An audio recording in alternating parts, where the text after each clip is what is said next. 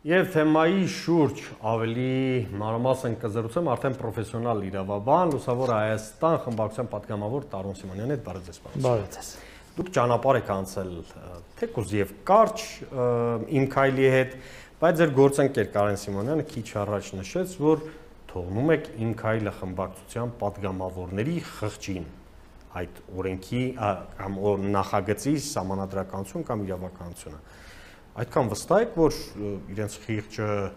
այնքան պրոֆեսիոնալ է կամ մաքուր է, որ իրենք ասելու են, ընդունելու են, որ մենք բերել ենք մի նախագիծ, որը հակասահմանադրական է։ Ես խղճի փոխարեն կօգտագործեի պատասխանատվություն բառը, ինչ օգտագործեց իմ գործընկերը, ինչու, որովհետև հիշում եք, դեռ ամիսներ առաջ, երբ որ հանրաքվե էր նշանակվում, մենք հորդորում էինք մեր գործընկերներին անհարկի օրենքի խախտմամբ հանրաքվե չնշանակել եւ չփորձել փոխել այն դրույթը սահմանադրության, որը արդեն կիրառված, կենսագործված դրույթ է,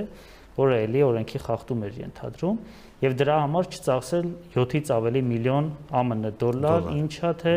հանրաքվե են կազմակերպում եւ դրա միջոցով փաստորեն սեփական ուսերից պատասխանատվություն տեղափոխել ժողովրդի ուսերին։ Մենք ասում ենք, որ եթե դուք ուզում եք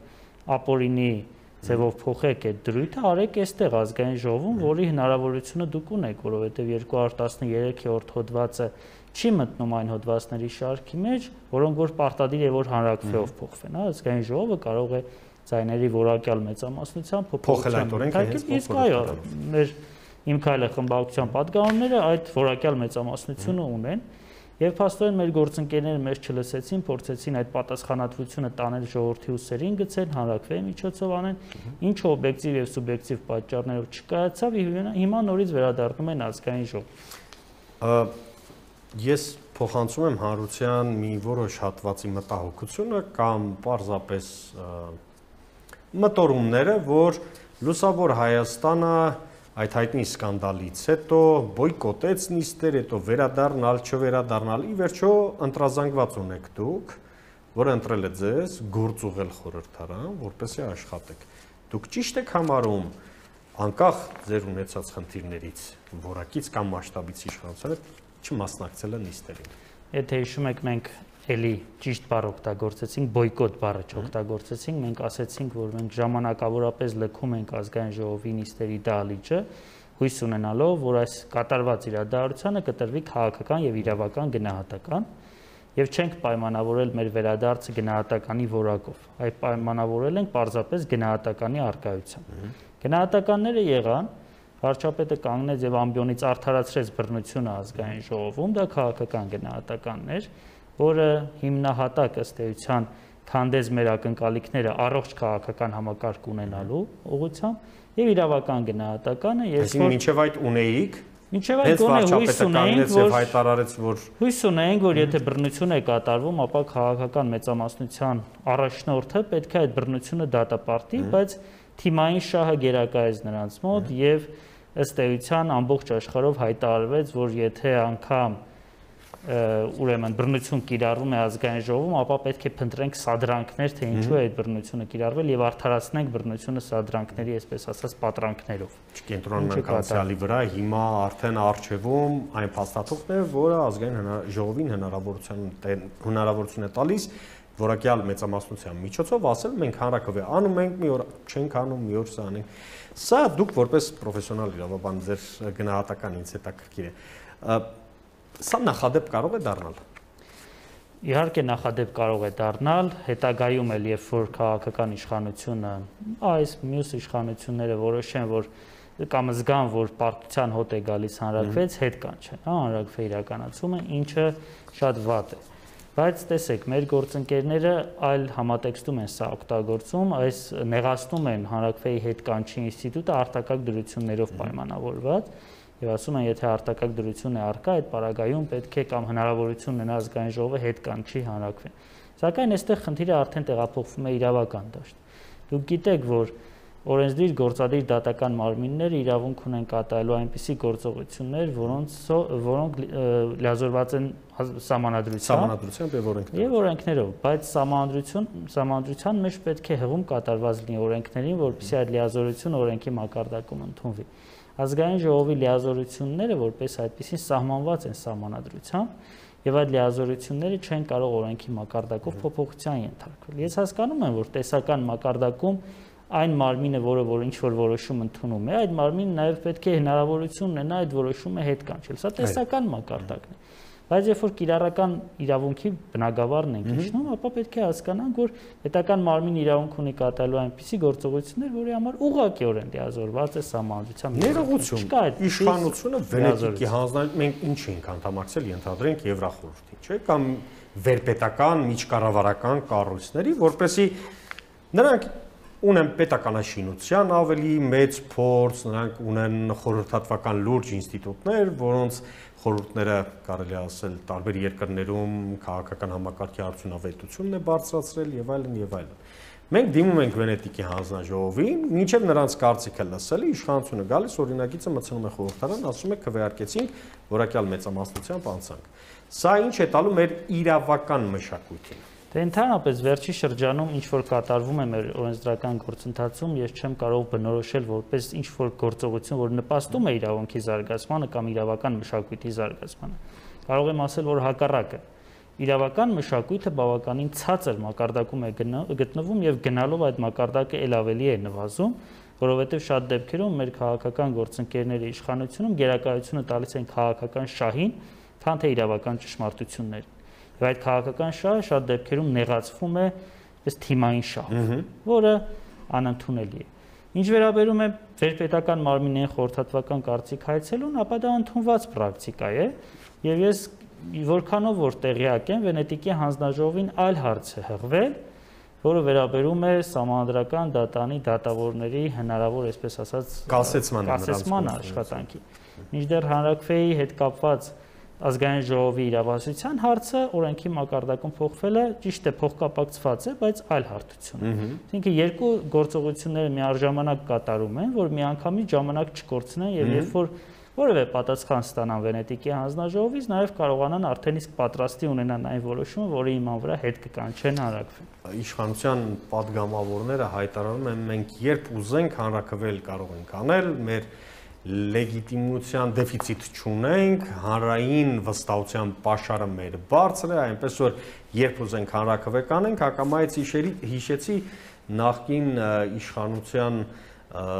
ներկայացուցիչներից, եթե կարելի է, նախկին հանրապետության նախագահային, ինչքան պետք է կխփենք եւ այլն եւ այլն։ Չեք կարծում, որ ոչինչ չի փոխվել քաղաքական մշակույթի առումով եւ մեր իշխանությունը մշտապես շարունակում է այսպես խոսել, մաթ-թափ տալով, չգիտեմ, մի ժամանակ էլ փարաքյարն էին փակում, հետո այսպես սպառնալիքներով, դե տեսնում ենք վարչապետին ամեն օր, ամեն Facebook-յան լայվերի ժամանակ եւ մաթ է թափ տալիս, եւ մունատ գալիս եւ մեղադրում քաղաքացիներին, ուր է տանելու այս ամեն ինչը։ Հաստատ ոչ դեպի դրական կամ ավելի լուսավոր ապագա, այս ամենը տանում է նրան, որ մեր քաղաքական համակարգը ավելի անառողջ է դառնում եւ մթնոլորտն է անառողջ դառնում։ Եվ երբ որ ես իմ խոսքի սկզբում ասեցի, որ մեր հույսը քաղաքական համակարգի առողջացման փաստորեն ի հոդս ցնդվեց նաեւ այն պատճառով, որ քաղաքական իշխանության առաջնորդը կամ առաջնորդները չդատապարտեցին բռնություն, նաեւ դրանով էր պայմանավորված, որ երբ որ մեկ քաղաքական ուժ կարողանում է իր ձեռքում կենտրոնացնել չափից շատ մեծ իշխանություն, նա ըստ էության դառնում է, այսպես ասած, չափից շատ ինքնաբավ եւ չափից շատ գոռոզամիտ։ Եվ արդյունքը լինում է այն, ինչ որ ունեցել ենք սրանից 5 տարի առաջ, 10 տարի առաջ, 20 տարի առաջ եւ ունենք նաեւ այսօր։ Այսինքն անձերի փոփոխությունը փաստորեն ինստիտուցիոնալ փոփոխություն չբերեց։ Իհարկե որոշակի դրական փոփոխություններ կատարվեցին, բայց քաղաքական համակարգի առողջացման իմաստով մենք ելի ունենք նույն բանը, երբ որ մեկ քաղաքական ուժ իրեն իրավունք է վերապահում այդպիսի, այսպես ասած, գոռոզամտություն դրսևորի եւ նվազեցնի կամ նվաստացնի քաղաքական ինտիմախոսների խոսքը եւ ձայնը։ Ամենայն դեպս մամուլի նկատմամբ պարբերական հարձակումները մենք զգում ենք, տեսնում ենք։ Ես ուզում եմ մեր զրույցը ամփոփել ընդհանուր վերջին 1 տարվա կտրվածքով Լուսավոր Հայաստան խմբակցության գործունեության հետ կապված, այդ տեսեք, ակտիվ քննարկումների եք մասնակցում, ելույթներ եք ունենում ձեր խմբակցության անդամները նկատի ունեմ, հաճախ նաև այսպես ոչ հարթ են ընթանում հարաբերությունները։ դե խորհրդարան է քաղաքական մարմին առաջին հերթին մինչև իրավական ինստիտուտ լինելը, այդ ամբողջը հասկանալի է պարոն Սիմոնյան, բայց որ ընդդիմությունը բերում է օրակարգ խնդրահարույց թեմաներ, որոնց վերաբերյալ լուծում է ուզում։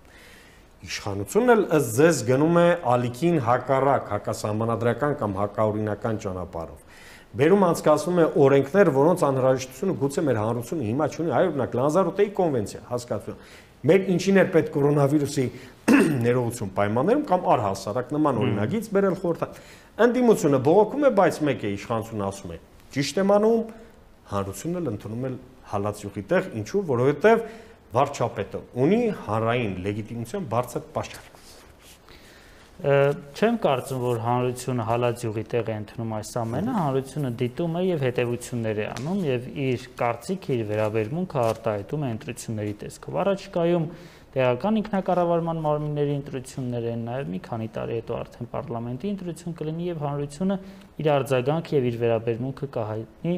իշխանության այս գործելավոճին։ Այն, որ այսօրվա համանadrությամբ ընդդիմությունը ավելի շատ գործիք չունի, քան որ մենք այսօր կիրառում ենք, դա ակնհայտ է։ Եվ մենք, երբ որ անընդհատ բողոքում ենք 15 թվականի համանդրական փոփոխություններով ընդդիմության ընձեռնված փոքր ռեսուրսներից, հենց դրանով է պայմանավորված է, որ մենք այսօր ռեալ գործնականում մեծ ռեսուրսների կամ գործիքների չենք իրապետում։ Բայց Դոնթի Բանաձևից բացի էլ ինչ էիք ուզում։ Չէ, Դոնթի Բանաձևը ընդհանրապես որպես այդպեսին տալիս է հնարավորություն թվային առումով որոշակի առավելություն։ Բայց կա որևէ այլ, այսպես ասեմ, ստատիստիկ տվյալներ, խորհրդարաններ, որտեղ ընդդիմությանը վերապահված կամ այսպես տրված գործիքակազմը համազորել, եթե չլինի, մի փոքր պակաս լինի, քան իշխանության հնարավորություն։ Տեսեք, ամեն երկիր իր պարլամենտական մշակույթով տարբերվում է։ Մենք քանի որ որպես այդպիսի մշակույթ դեռ չունենք կամ ունենք բավականին ցածր մակարդակում, մենք պետք է նպաստենք օրենսդրական մակարդակով նման մշակույթի ձևավորմանը եւ հետագայում զարգացմանը։ Դրան էին ուղղված մեր օրենսդրական նախաձեռնությունները, նաեւ մեր Բարգավաճ Հայաստան խմբակցության գործընկերների, որ նպաստում ենք, այսպես ասած, խմբակցությունների կողմից լսումների իրականացման քանակի ավելացմանը, որին դեմ դուրս եկավ Իմ քայլը խմբակցությունը։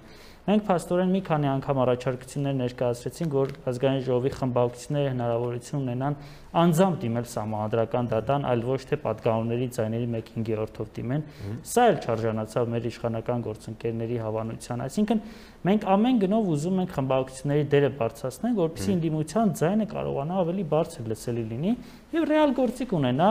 իշխանությանը հակակշռելու, որովհետև քաղաքական համակարգի առողջացումը առանց հակակշռման մենք անհնար ենք։ Իշխանությունը տապալել է կորոնավիրուսի դեմ պայքարը ամբողջությամբ տանուլ է տվել համենայն դեպս քաղաքական գնահատականները մեր դաշտի այդպիսին են մարդիկ կուսակցապետեր եւ նորաստեղծ եւ հին կուսակցություններ կարելի ասել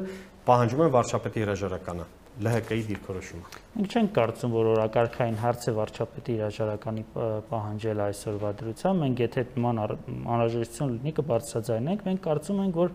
այսօր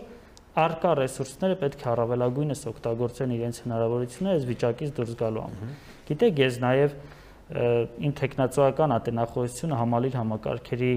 ասած տեսությունից են պաշտպանել, որը ճգնաժամերի կառավարում է նաև ենթադրում եւ ճգնաժամերի կառավարման ժամանակ անընդհատ խաղացողներին փոխարինելը որևէ ձևով չի նպաստելու այս իրավիճակից դուրս գալուն։ Առաջնային խաղացողները, երկրորդական խաղացողներին կարող են փոխարինել, օրինակ նախարարներին որպես այդպեսին հնարավոր է փոխարինել։ Այսօր էլ մենք տեսանք, որ հրաժարականի դիմում ներկայացրեց ՊԵԿ ղեկավարը, ես ճիշտն ասած չգիտեմ պատճառների մասին, բայց միգուցե նաև սա պայմանավորված էր հարկերը ավելի քիչ հավաքելով կամ այլ գործոններով պետությունը փողի կարիք ունի, հիմա Գանձարանը դա հնարավոր է, այսինքն երկրորդական խաղացողների փոփոխությունը ճգնաժամային կառավարման ասպարեզում կարելի է, բայց առաջնային խաղացողների փոփոխությունը կարող է նաև որպես այդպեսին ավելի խորացնի ճգնաժամը։ Դրա համար մենք այս բանին չենք պահանջում քաղաքական առաջնորդի հրաժարականը։ Ես լիահույս եմ, որ մեր երկրում իրադարձություններն այնպես կզարգանան, որ մեր անվտանգությանը ոչինչ չի սպառնա անկախ գործող դերակատարներից։ Ես էլ եմ նույն հույսով եւ ես նաեւ օգտվելով առիթից ցանկանում եմ կոչ անել մեր գործընկերներին, որպեսզի ընդհանուր մարտահրավերի դեմ բոլոր ռեսուրսները կենտրոնացնեն եւ մեղավորներ փնտրելու փոխարեն խնդիրների լուծման միջոցներ փնտրեն, այլ ոչ թե դրանց չլուծման արդարացումներ։ Ինչի մասին այսօր իմ հաղորդման սկզբում ես նշեցի, շնորհակալություն հետաքրքիր զրույցի համար։ Ես զրուցում էի Լուսավոր Հայաստան խմբակցության անդամ իրավագետ, կարելի է ասել, Տարոն Սիմոնյանի հետ։